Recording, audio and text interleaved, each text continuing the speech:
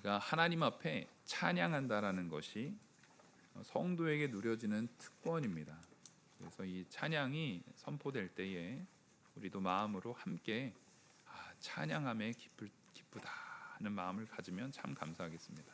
오늘 말씀은 하나님의 기쁨이 충만하려면 이라는 말씀으로 하나님 말씀 증거하도록 하겠습니다. 오늘 본문에서 우리에게 분명히 말하고 있는 내용이 바로 이것입니다. 10절을 보시면 내가 아버지의 계명을 지켜 그 사랑 안에 거하는 것 같이 너희도 내 계명을 지키면 내 사랑 안에 거하리라. 지금 이 말씀을 통해서 뭘 얘기하냐면 구약 시대에는 그 계명을 통해서 우리에게 주어진 그 구약의 계명들이 있죠. 그리고 우리는 신약 시대에 와서 예수님이 그 계명을 완성했다라는 것을 압니다. 근데 구약 시대의 계명도 그 본질은 사랑에 있었고 신약 시대에 와서도 그 본질이 역시 변함없이 사랑 안에 있다라는 것입니다. 근데 그 사랑의 본질이요 보다 완전해지고 보다 풍성해질 뿐만 아니라 보다 명확하게 우리에게 제시하고 계시는 그런 변화가 있어요. 그래서 우리는 이거를 새 계명이다라고 말합니다. 뭐냐면 구약 시대에도 이스라엘 백성들이 너희가 내 계명을 지키면 내가 너희들에게 복을 주고 무엇하고 이런 이야기들이 많이 있잖아요. 하나님께서 택한 백성들에게 복을 주시는 은혜, 택한 백성들을 하나님께서 순종하는 자리에 있을 때에 복 주시고 하는 그 모든 것들이 사실은 조건부적으로 니네 이러면 내가 이렇게 해줄게, 이러면 이렇게 해줄게가 아니라 사실은 하나님의 사랑에 근거해서 해줬던, 하나님의 사랑에 근거해서 이루어졌던 일들이라는 겁니다. 그래서 우리는 이것을 통해서 알 수 있듯이 사랑이 내게로부터 하나님 앞에 주어지고 나면 하나님께 무언가를 받는 개념은 사실은 기독교가 아닙니다. 성경에는 그런 걸 말하지 않아요. 그래서 우리는 내가 무언가를 하면 하나님이 주겠지가 아니라 먼저 받은 우리입니다. 하나님께로부터 이미 우리가 먼저 받았다라는 것을 생명도 구원도 은혜도 복도 우리가 먼저 받았다라는 것을 깨달아야 된다라는 것입니다. 자, 이 모든 것들은 사랑하는 이에게 줄 수 있는 것들인데 그러니까 사실은 우리가 하나님께 무엇을 먼저 받은 겁니까? 사랑을 먼저 받은 겁니다. 지금 이 본문에서도 내 아버지의 계명을 지켜 그 사랑 안에 거하는 것 같이 그러니까 너희들이 하나님의 계명을 지키느냐? 그러면 그 안에 거하는 거다. 자, 하나님을 사랑하지 않으면 그 계명을 지킬 수 없다라는 표현을 이렇게 완곡하게 표현하고 있는 겁니다. 하나님이 우리를 먼저 사랑하신 그 사랑을 받은 우리가 하나님을 사랑할 때 하나님의 그 말씀 하나하나가 무의미하거나 나와 상관없는 말이 되지 않고 하나하나가 내 기억에 남는 겁니다. 내 기억에 기억되는 겁니다. 우리가 처음 이제 결혼하고 막 그런 과정 가운데 있을 때에 언제 이렇게 감동을 받냐면 내가 무심코 흘린 말이 있어요. 내가 무심코 지나가면서 한 말이 있는데 내가 사랑하는 그 대상이 그걸 기억해서 그런 요소들을 하나씩 해줄 때 굉장히 감동이 됩니다. 아, 저걸 기억했네. 내 말 하나하나를 하나도 허투루 듣지 않고 다 새겨서 기억했다가 그것을 행하네. 바로 거기에서 사랑의 감정을 느끼게 됩니다. 사랑이라는 것은 누군가의 말을 내가 주의 깊게 듣고 그 말대로 나의 삶을 원래는 내 중심으로 살았잖아요. 내 기분에 따라서 내 중심으로 살았던 그 삶이었는데 이게 어느 순간 점점 내가 사랑하는 그 대상에 맞춰서 내가 바뀌어 나가는 겁니다. 그러니까 오늘날 우리 사회가 참 안타까운 게 이혼이 많아지고 가정의 불화가 많고 젊은 사람들은 이제 그냥 서로 헤어지고 막 하는 것들이 그냥 말 그대로 이제 결혼이라는 것을 굉장히 중요한 언약으로 보지 않고 그냥 하고 어떨 때는 그냥 깨질 수 있고 하는 그렇게 너무 가볍게 그걸 여기게 되는 상황으로 이 사회가 많이 타락했다라는 것을 우리는 너무나 공공연하게 보고 있습니다. 너무나 공공연하게 보고 있어요. 근데 사실은 그것은 뭐냐면 내가 왜 너한테 맞춰? 네가 나한테 맞춰. 내가 왜 너 때문에 이런 걸 희생해야 돼? 나는 결혼한 거 네가 나한테 이런 거 잘해주니까 너랑 결혼을 하면 이런 걸 내가 얻을까 해서 결혼한 건데 이게 채워지지 못할 거면 내가 너랑 살 이유가 없어. 자, 이 마음이 있기 때문에 지금 이렇게 많은 깨짐이 있는 겁니다. 사실은 결혼이라는 언약은 내가 이 사람에게 맞추고 또 그 사람이 나에게 맞추는 그 과정들이 있어서 이게 유기적으로요. 그 과정 안에서 당연히 어려움이 있습니다. 상처가 있습니다. 우리가 성장을 한다라고 할 때 아이가 갑자기 자라잖아요. 아이가 갑자기 자랄 때 뭘 느낍니까? 성장통을 느낍니다. 성장통이 왜 나타나냐면요. 갑자기 급격하게 자랄 때 근육이 다 찢어져요. 근육이 다 찢어졌다가 다시 아물고 근육이 또 찢어졌다가 아무는 과정에 성장통을 느끼게 되는 겁니다. 우리가 정말 성숙하게 자라나고 성장하기 위해서는 반드시 그런 과정들이 필요한 것인데 우리는 서로 이 세상의 기준에 내가 좋은 거, 내가 편한 것만 추구하다 보니까 내가 희생하는 것, 그 성장의 과정에 필연적으로 있어야 되는 이 근육이 찢어지는 과정, 서로 맞춰지기 위해서 자라나기 위해서 상처되는 그 과정들을 하나도 받고 싶지 않은 겁니다. 그래서 이 세상에서는요, 요즘에는 너무 쉽게 이런 얘기를 합니다. 사람들이 돈만 있으면 가족이고 뭐고 다 연 끊고 살아가겠다라는 사람들이 너무나 흔하게 나와요. 너무나 흔하게 나와요.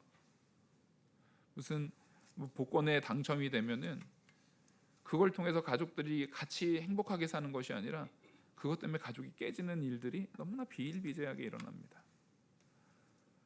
돈이라는 것은 말 그대로 내 돈을 가지고 나를 기쁘게 하는 일이 너무나 쉽기 때문에 그래요.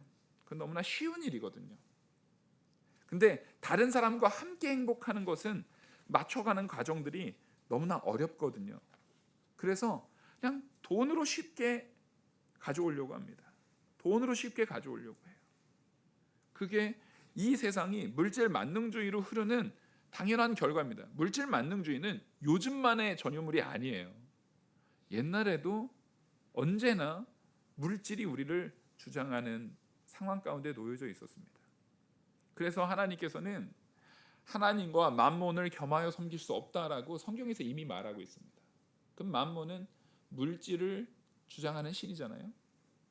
그렇게 할 수 없다.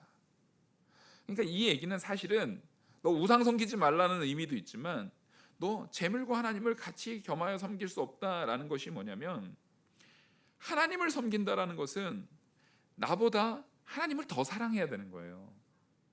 그리고 하나님을 사랑하는 그 사랑, 하나님께로부터 받은 그 사랑을 가지고 내 이웃도 사랑해야 되는 거예요.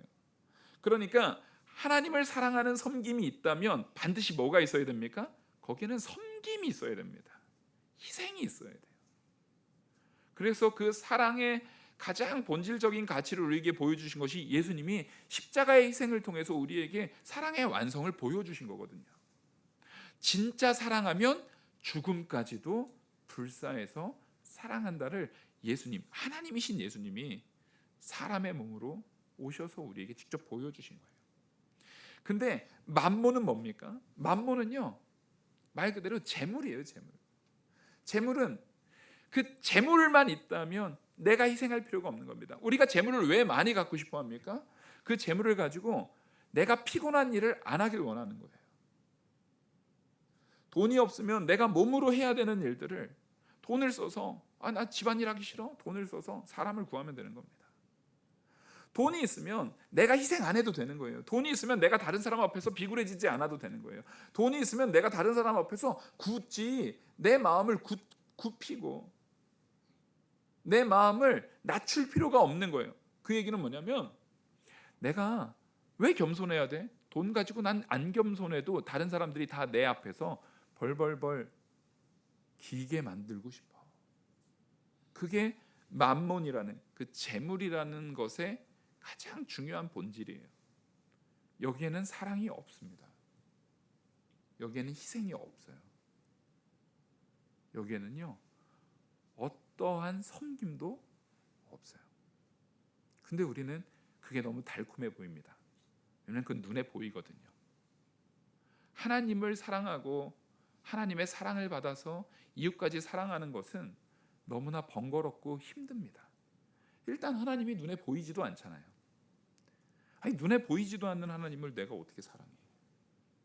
그리고 하나님만 사랑하고 끝나면 좋은데, 하나님께 사랑받기만 하고 끝나면 좋은데, 하나님은 너희들이 하나님을 사랑하고 내 눈에 보이지도 않으니까 하나님 나 사랑해요, 하나님 사랑합니다, 그리고 하나님께로부터 받는 사랑으로 구원도 얻고 천국도 간다고 하니까 좋아요.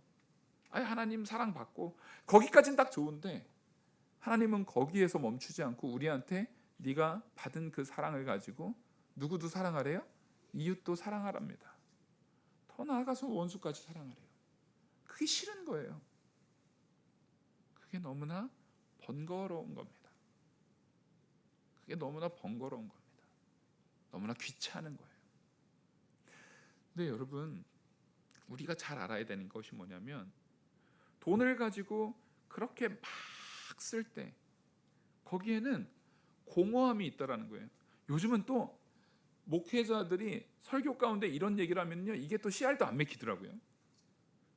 요즘 뭐라고 글이 달리냐면, 네가 돈을 가지고 무언가를 살 수 없다, 돈을 가지고 행복을 살 수 없다, 돈을 가지고 뭔가 할 수 없다라고 만약에 여겨진다면 돈이 부족하지 않았는지 한번 돌이켜봐라, 이런 시대가 되어버렸어요.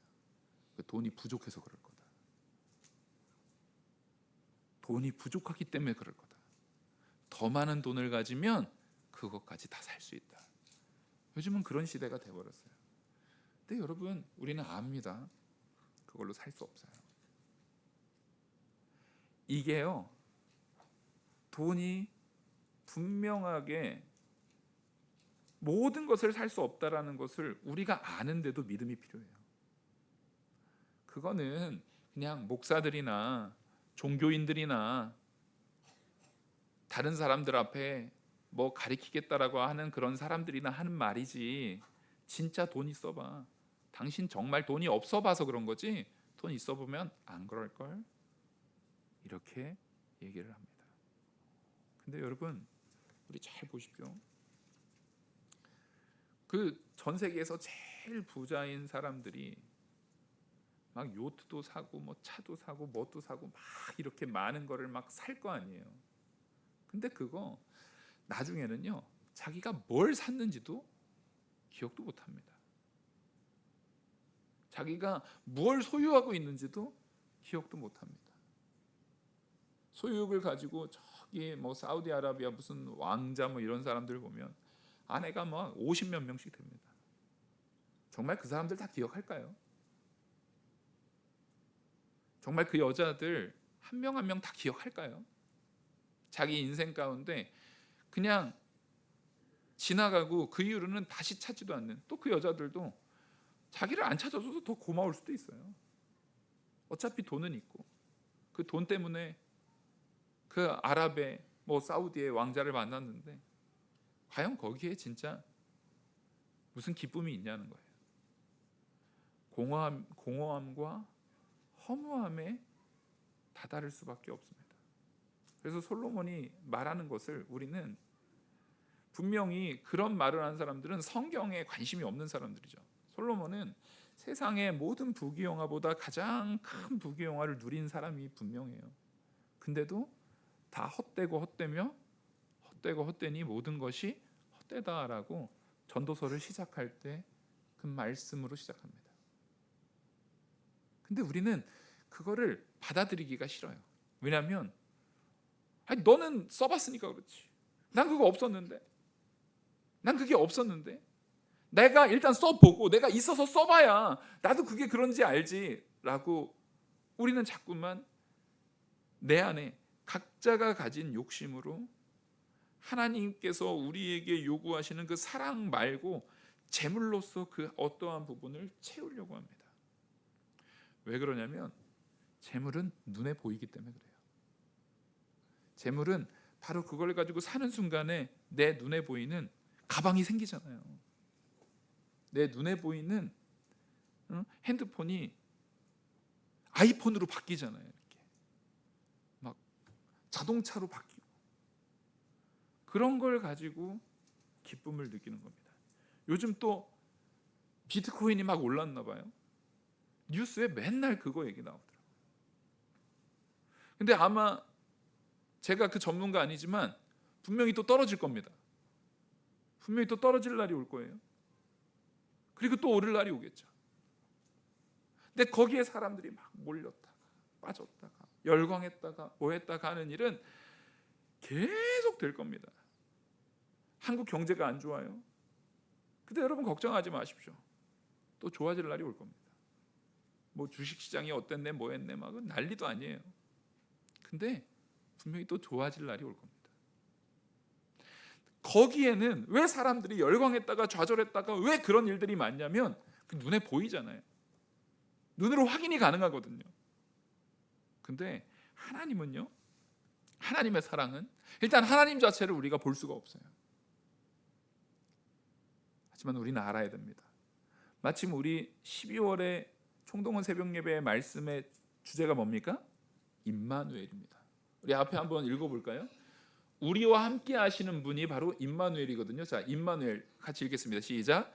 임마누엘. 임마누가 우리와 함께 하신다라는 뜻이에요. 누가요? 엘이 하나님이거든요. 그래서 임마누와 엘의 합성어예요. 임마누엘은 우리와 하나님이 우리와 함께 하신다. 여러분, 눈에 보이지 않지만 하나님이 지금 우리와 분명히 함께 하심을 믿으시기 바랍니다.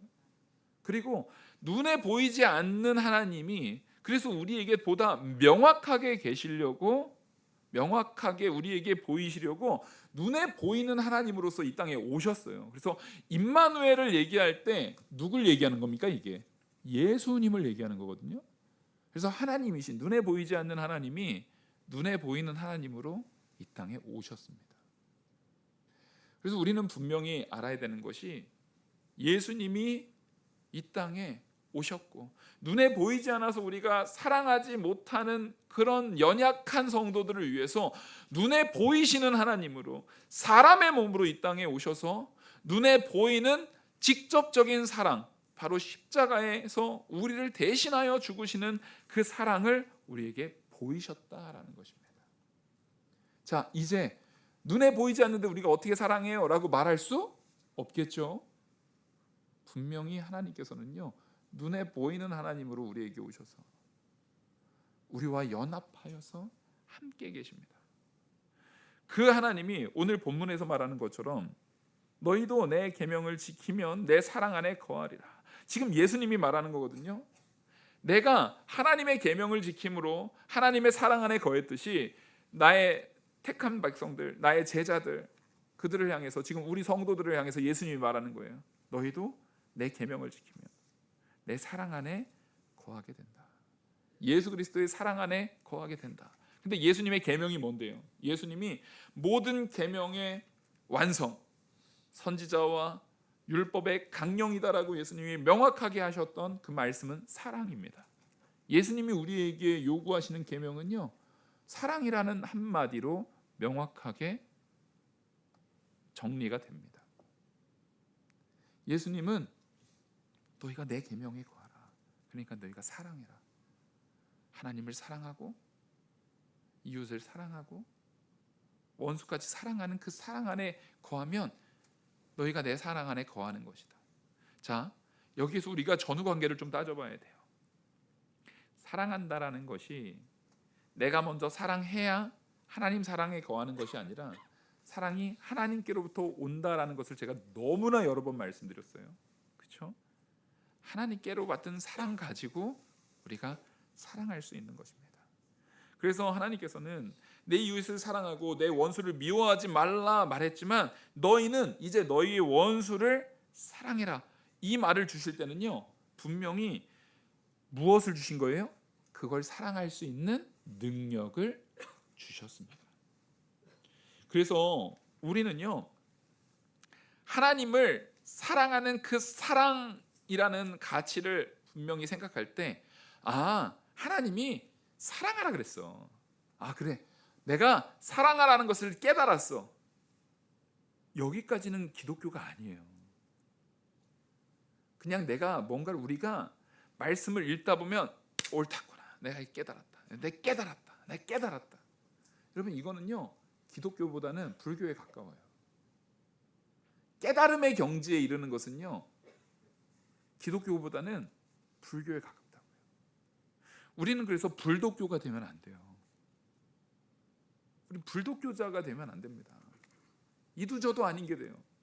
깨달음에서 멈추니까 어떻게 해요? 나는 깨달았는데 저 사람 못 깨달은 것처럼 보이는 사람이 있어요. 그러면 같이 판단하게 되는 거예요. 이 말씀을 못 깨달았어? 이걸 못 깨달았어? 저 사람은 전혀 못 깨달은 사람 같은데? 근데 사실은 정작 그 판단하는 순간에 내 스스로가 뭘 못 깨닫고 있는 거예요?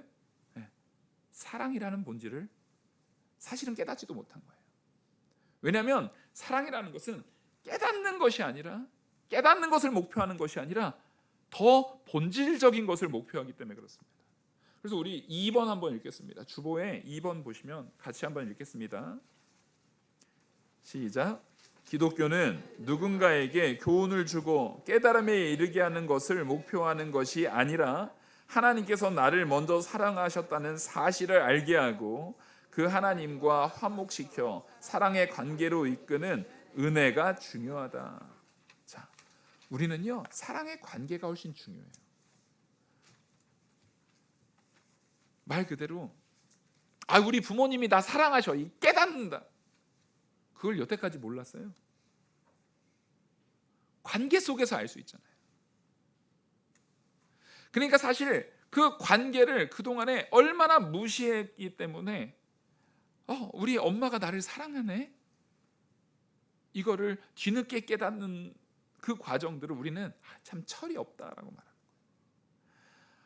오히려 무언가를 깨닫는 게 되게 수준이 높은 것 같지만, 되게 고차원적인 것 같지만, 뭔가 깨닫는다라는 것은요 사실은 이제야 그걸 알았다가 되는 거예요. 이제야 그걸 발견했다가 되는 거예요. 그동안에는 무지했다가 되는 거예요.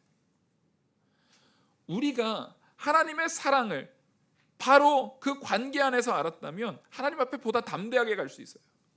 그걸 뭐라고 합니까? 우리는 하나님의 택한 백성이다.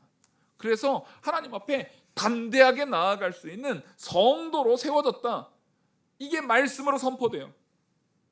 근데 이걸 깨달아야 됩니까? 하나님과의 관계가 바로 돼 있으면 그냥 아는 거예요. 근데 그거를 신학으로 막 풀어내려고 하면요 굉장히 길게 풀어내요. 그거를 굉장히 길게 풀어낸단 말이에요. 근데 사실 그냥 성도면 잘 못 배운, 배움이 짧은 우리 할머니 권사님이라 할지라도, 나이가 많은 혹은 배움이 적은 그런 사람들이라 할지라도 하나님의 말씀을 믿는 사람은 그냥 그걸 알고 있는 사실이에요, 아니에요? 그냥 알고 있는 사실이에요.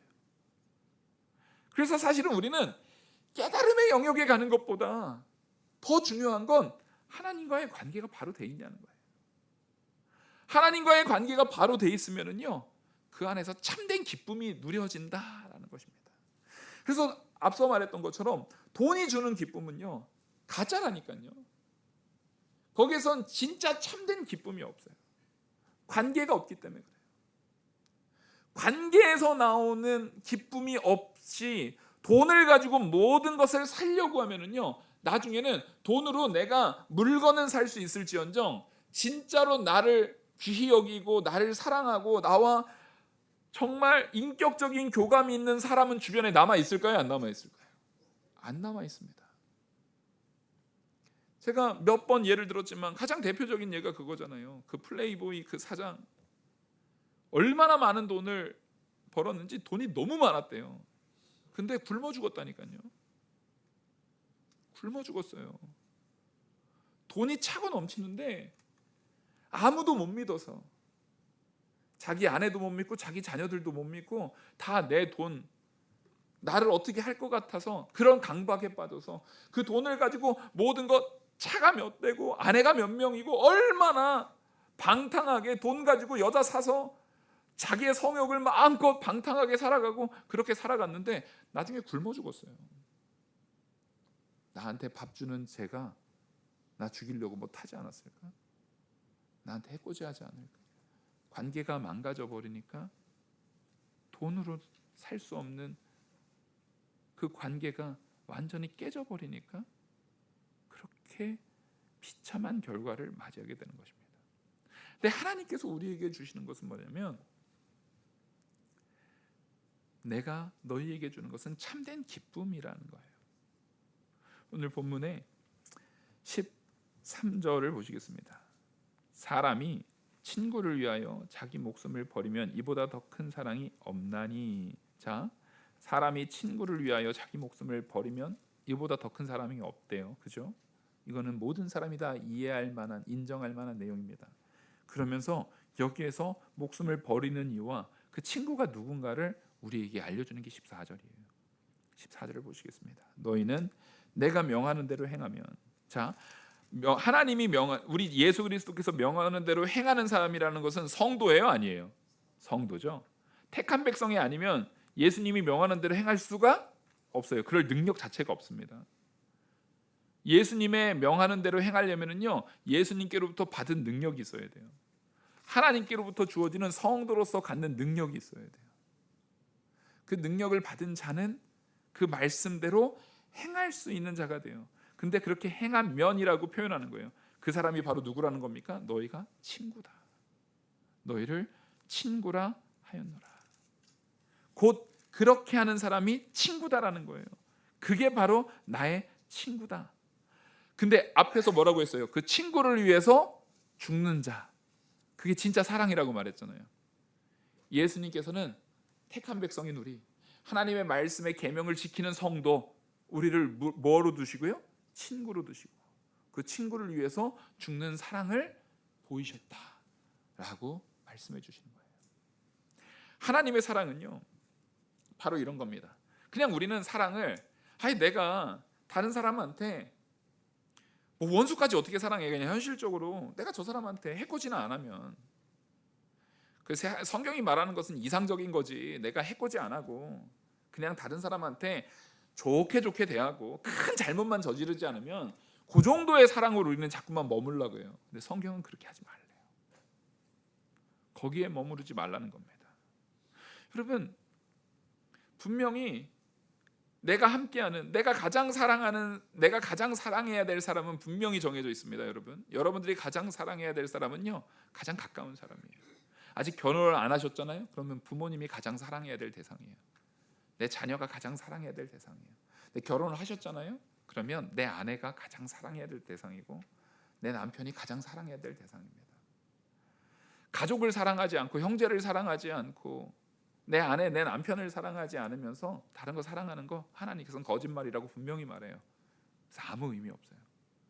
여러분, 가까이 있는 사람을 향한 그 사랑이 내가 너한테 해코지는 안 하는 정도가 아니라 내 온 열정을 다해서 그 사람을 사랑하셔야 돼요.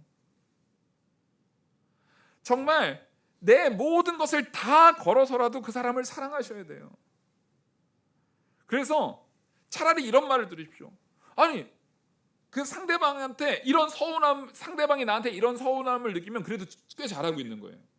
상대방이 아니 나한테 이것도 해주고 저것도 해주고 다 잘해주다가 왜 다 잘해주다가 이거 하나 못해? 아, 나 그것 때문에 서운해. 아니 이거 상대방이 지금 굉장히 잘한 거예요? 못한 거예요? 9가지 다 잘했어도 이거 하나 못하면 난 서운하다고 그랬다는 얘기는 평소에 9가지 한 거예요, 안 한 거예요? 9가지 한 거예요. 여러분, 이거 잘하는 거예요. 이렇게 하셔야 돼요. 그래도 그 가정은요, 사랑이 있는 거예요. 누군가가 그렇게, 이거 만약에 다른 사람이 정말 남편이, 아내가 5만 가지 속 다 새기고 아무것도 안 하는 사람을 만나고 살아가고 있는 사람한테 우리 남편은 막 다 잘해주는데 이거 하나 안 할 때는 속상해 죽겠어. 그러면은 너 지금 염장 지르냐? 지금 뭐 하는, 지금 일부러 너 지금 승질나게 하려고, 이런 말. 여러분, 그런 가정이 되셔야 된다고요. 그런 가정이 되셔야 돼요. 아주 사소한 것 때문에 속상한 가정, 저는 차라리 그 가정이 건강한 가정이에요. 어차피 사람은 100%다 해줄 수 있는 사람은 존재합니까 안 합니까? 아니, 그런 사람은 존재하지 않아요. 내 남편이 존재하지 않는 사람이 내 남편이길 원하시면 안 돼요. 존재하지 않는 여자가 내 아내이길 원하시면 안 돼요. 근데 거의 거기에 가깝게 우리가 살아가셔야 돼요. 아내는 남편에게, 남편은 아내에게. 근데 이 얘기를 듣고 가면 목사님이 그렇게 하라 그랬잖아. 이게 아니라 누가 그렇게 되라고요. 따라하겠습니다. 나는 남을 변화시키지 못한다. 여러분, 나는 다른 사람 변화 못 시켜요. 근데 하나님께서 딱 유일하게 하나 주신 능력이 있는데 뭐냐면 내 안에 임마누엘의 하나님, 우리 주 예수 그리스도와 내가 연합된다라는 걸 믿으시기 바랍니다. 그러면 내 안에 계시는 그 그리스도께서 나를 변화시키실 능력은 주셨어요, 안 주셨어요? 예, 주셨어요.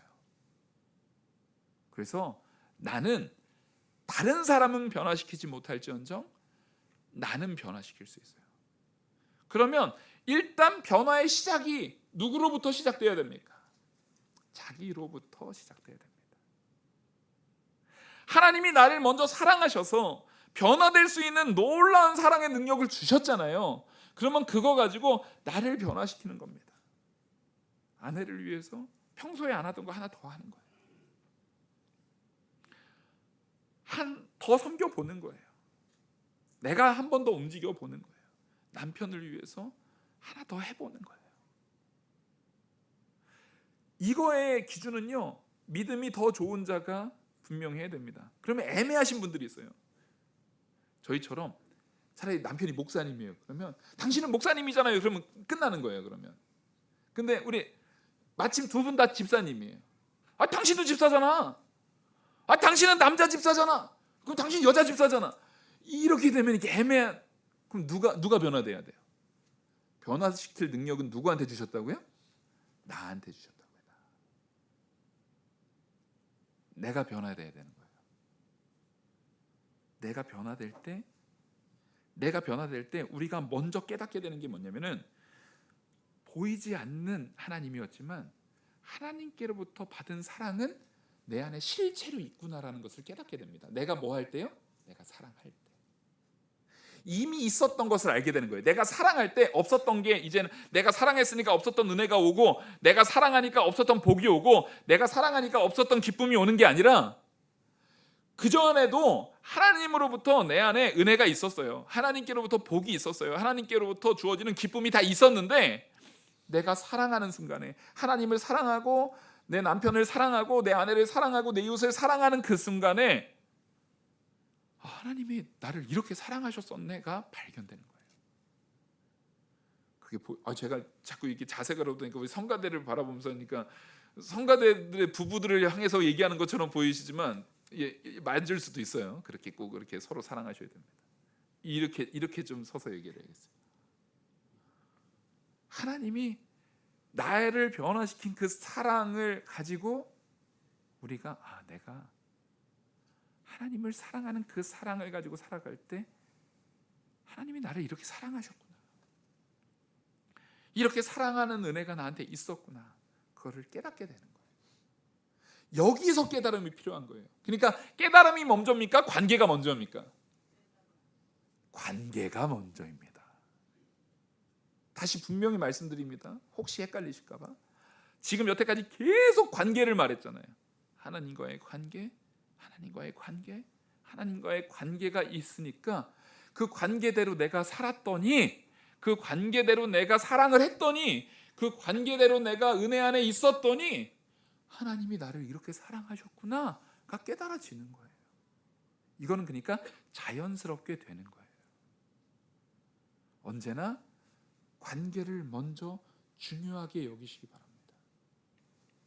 언제나 내가 내 딸과 내 아들과 내 남편과 아내와 내 부모님과 좋은 관계를 하고 있는가를 굉장히 주의 깊게 보셔야 돼요. 그러면 우리는 보이지 않는 하나님을 사랑할 수 있는가에 대한 부분이, 그 사랑의 원천은 그럼 어디서 나옵니까? 보이지 않는 하나님이 우리를 먼저 사랑하셨으니까 가능했다라는 거예요. 우린 요한일서 4장, 제가 요한일서 설교 여러 번 했잖아요. 요한일서 4장 9절 10절 보시면 하나님이 하나님의 사랑이 우리에게 이렇게 나타난 바 되었으니 하나님이 자기의 독생자를 세상에 보내심은 그로 말미암아 우리를 살리려 하심이라. 사랑은 여기 있으니 우리가 하나님을 사랑한 것이 아니요 하나님이 우리를 사랑하사 우리 죄를 속하기 위하여 화목제물로 그의 아들을 보내셨습니다. 그 사랑의 관계, 하나님께로부터 주어지는 관계가 우리에게 먼저 부어졌기 때문에, 하나님께서 우리에게 손을 내미셨기 때문에 관계가 형성된 겁니다. 하나님께서 우리에게 사랑의 능력을 주셨기 때문에 관계가 형성된 거예요. 하나님께서 주시지 않았으면 우리에는 그런 관계가 주어지지가 않아요. 그런 관계를 우리에게 주셨기 때문에 여러분, 그거 받은 내가 사랑해야 돼요. 자, 그러면 부부가 있어요. 믿음이 더 좋은 자가 있을 것이고 믿음이 좀 연약한 자가 있을 거예요. 그러면 하나님과의 관계, 하나님께서 나를 먼저 사랑하셨다라는 이 요한일서 4장의 말씀, 요한일서 4장 9절 10절의 말씀을 그 둘 중에 믿음이 좋은 자가 더 깨닫겠습니까? 믿음이 연약한 자가 더 깨닫겠습니까? 믿음이 좋은 자가 더 풍성하게 누릴 거예요. 그러면 그때 우리는 뭘 해야 되느냐? 그때 이제 그 깨달음을 써야 됩니다.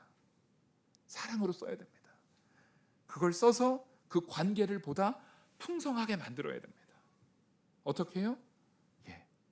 하나님이 나를 위해서 독생자 예수 그리스도를 죽기까지 사랑하셨듯이 나도 이 아내를 위해서, 이 남편을 위해서, 이 자녀를 위해서, 우리 부모님을 위해서 내가 죽기까지 사랑하겠다라는 마음을 가지셔야 됩니다. 그리고 근데 그걸 어떻게 해요? 그건 너무나 어렵지 않습니까? 어렵죠. 그래서 임마누엘의 하나님이신 우리 주 예수 그리스도께서 우리와 함께 하시겠다라는 그 하나님이 우리와 연합해 계시잖아요. 그 능력을 주시려고 우리와 연합해 계시잖아요. 우리가 살아가는 과정 가운데요, 많은 부딪힘이 있어요. 안타까운 일이지만 참 목회자 가정인데도 제가 바로 하지 못해서 싸울 때도 있고, 가정 안에서 화목하지 못할 때도 여러 번 있습니다. 그때마다 그 화목을 분명히 세워주는 것은 개인의 인격이 아니라 내 안에 계시는 하나님이라는 거예요. 예수 그리스도라는 거예요. 예수 그리스도의 은혜로 내가 목회자가 이러면 안 되지. 내가 성도로서 이러면 안 되지. 하나님의 은혜 안에서 화목해야지. 하나님이 나를 위해서 죽으셨는데 내가 이렇게 분을 내는 자로 살면 안 되지. 그러면서 회개하는 역사가 나타나는 겁니다. 예수님이 나와 함께 계신다. 예수님이 나와 함께 계신다. 그래서 우리는 그 관계로부터 주어지는 깨달음을 다시금 사용해서 관계를 보다 돈독하게 만드는 자리로 나아가야 됩니다. 그게 하나님께서 우리에게 주시는 놀라운 은혜예요. 그래서 기독교는요, 언제나 먼저 사랑하신 주님을, 그 사랑에 나를 먼저 사랑해 주신 그 주님을 통해서 얻어지는 사랑의 경험을 가지고 주님을 보다 알려고 하는 사랑의 열렬함이 있어야 되는 것이 우리 기독교라는 것입니다. 여러분, 그래서요, 이 말씀에서 바로 우리에게 진짜 어려운 세 계명, 바로 죽기까지 죽도록 사랑하라라는 세 계명을 주신 거예요. 그리고 요한복음 13장에 이렇게 말합니다. 요한복음 13장 34절에 새 계명을 너희에게 주노니 서로 사랑하라. 내가 너희를 사랑한 것 같이 너희도 서로 사랑하라. 자, 뭐라고 말합니까? 요거 잘 보셔야 돼요. 새 계명을 주노니 서로 사랑하라라고 말했어요. 그 새 계명이 뭔데요? 내가 너희를 사랑한 것 같이. 구약에도 사랑하라는 말은 있었어요. 근데 예수님께서 우리에게 주는 새 계명은요, 훨씬 더 완성된 새 계명이라니까요. 거기에 뭐가 붙어요? 단서 조항이 내가 너희를 사랑한 것 같이. 예수님이 우리를 어떻게 사랑하셨는데요? 십자가에 죽으시기까지 사랑했잖아요. 근데 여러분, 이거 우리 남자들은요, 이게 얼마나 이 말씀과 너무 딱 거의 같은 말이네, 너무나 일맥상통하게 같은 말이네 한 게 뭐냐면, 남편들을 향해서 아내를 사랑하라 라고 말한 얘기가 있어요. 아내를 사랑하라. 근데 아내를 사랑하는데 어떻게 사랑하래요? 그리스도께서 교회를 사랑한 것 같이.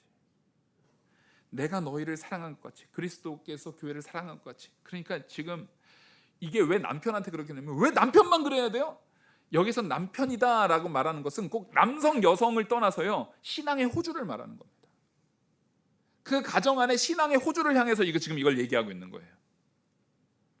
네가 어떻게 사랑해야 되냐면, 예수 그리스도께서 목숨 걸고 성도인 우리를 사랑한 것처럼, 교회를 사랑한 것처럼 너희가 그렇게 사랑해야 된다. 이 열렬한 사랑을 그럼 우리가 어떻게 합니까? 도대체 이 사랑이 우리에게 어떻게 이루어질 수 있습니까? 라고 말할 때, 오늘 마지막 이 아가서 말씀을 좀 우리가 보고서 말씀을 마쳤으면 좋겠어요. 마지막 아가서 말씀에 뭐라고 되어 있냐면, 아가서 8장 6절에서 7절입니다. 아가서 8장 6절에서 7절 말씀인데, 너는 나를 도장같이 마음에 품고 도장같이 팔에 두라. 사랑은 죽음같이 강하고 질투는 수월같이 잔인하며 불길같이 일어나니 그 기세가 여호와의 불과 같으니라. 많은 물도 이 사랑을 끄지 못하겠고 홍수라도 삼키지 못하라니, 사람이 그의 온갖 가산을 다 주고 사랑과 바꾸려 할지라도 오히려 멸시를 받으리라. 이 사랑이요, 죽음과 사랑을 지금 연결해서 말하고 있어요. 정말 죽음과 같이 도저히 끊어낼 수 없는, 죽음은 무조건 오잖아요. 반드시 오는 것을 얘기하는 거거든요. 스올이라고 말하는 것은 지옥을 상징하기도 하지만, 스올이라고 말하는 것은 무덤에 묻히는 것도 스올이라고 표현합니다.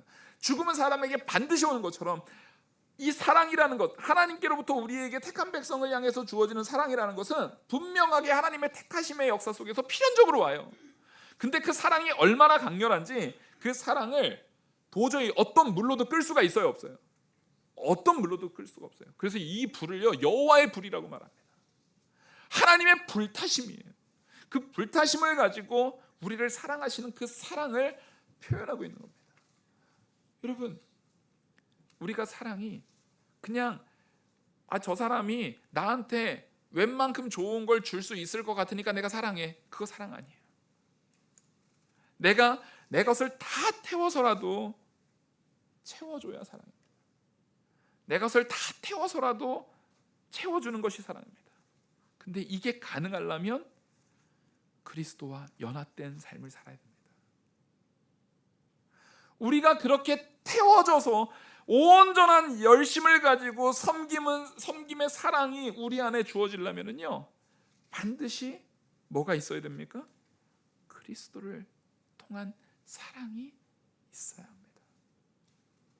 예수 그리스도가 우리와 연합되어져서 그리스도로부터 여호와의 불, 하나님께로부터 타는 그 사랑, 그 불타는 사랑을 받지 않으면 이게 나갈 수가 없어요. 그래서 따라하겠습니다. 내가 사랑하지 못할 때 사랑을 달라고 기도하자. 여러분, 이걸 꼭 하셔야 됩니다. 그렇게 기도하셔야만, 그렇게 하나님 앞에 사랑을 달라고 기도하셔야만 우리가 진짜 사랑을 할 수 있고, 진짜 사랑을 할 때 오늘 본문 11절, 내가 이것을 너희에게 이름은 내 기쁨이 너희 안에 있어 너희 기쁨이 충만하게 하려 함이라. 너희가 그 사랑 안에 거해야만 너희 안에 진짜 기쁨이 충만하다.